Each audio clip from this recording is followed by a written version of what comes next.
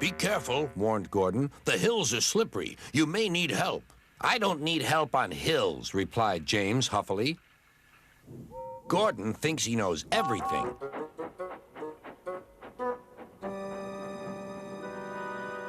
Earlier, a storm had swept Gordon's hill, blowing leaves onto the tracks, which made them slippery. Even though the storm had passed, the hill was still difficult to climb. James knew this. The signal showed clear, and James began to go faster. I'll do it, he puffed. Halfway up, he was not so sure. I must do it, but his wheels slipped on the leaves. He couldn't pull the train at all. Help, help, whistled James. His wheels were turning forward, but the heavy coaches pulled him backwards. The whole train started slipping down the hill. His driver shut off steam and put on the brakes. Then carefully he stopped the train. Gordon saw everything. Ah, well, we live and learn. Never mind, little James. I'm going to push behind. Clouds of smoke and steam billowed from the snorting engines as they struggled up the hill. We can do it, puffed James. We will do it, puffed Gordon. At last, they reached the top. Beep, beep. Thank you. Goodbye, whistled James. Boop, boop, answered Gordon. Goodbye. That night, Sir Topham Hatt came to see the engines. Gordon was miserable. Please, sir, said Thomas, can Gordon pull coaches again now? If you understand that having a washdown is essential to every engine, then yes, Gordon, you may. Thank you, grunted Gordon. Dirty or clean, I'm a famous machine. But no one heard but him.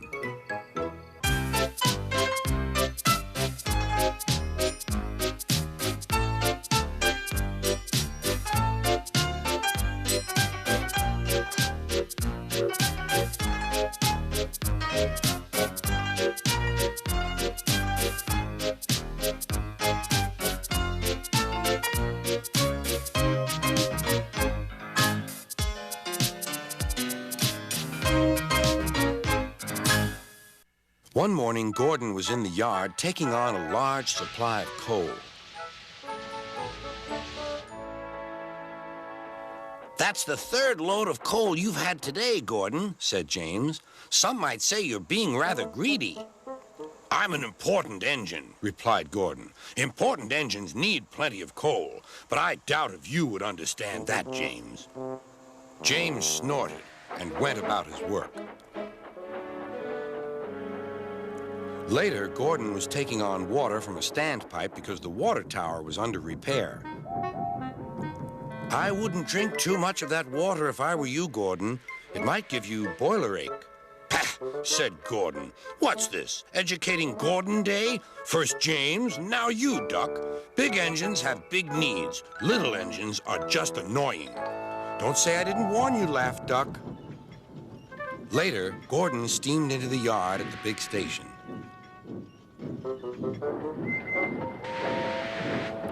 That's what I need, exclaimed Gordon. There, emerging out of the sheds, were two shiny tenders. Now, if I had two tenders, said Gordon, I wouldn't need to stop so often, and I wouldn't have to listen to silly little engines. Those tenders belong to a visitor, replied his driver. Diesel sidled up alongside. Everyone knows that tenders are a mark of distinction, but I'm afraid that no amount of tenders will save you in the end. We Diesels are taking over, and we don't need tenders to make us important, not even one. Gordon was most upset. He was feeling just the same next day. I'm not happy. I know, said Duck. It's boiler ache. It's not boiler ache, protested Gordon. It's... Of course it is, interrupted Henry. That water's bad. Have a good washout. Then you'll feel a different engine. Your boiler must be full of sludge. Don't be vulgar, huffed Gordon. He backed down onto his train, hissing mournfully.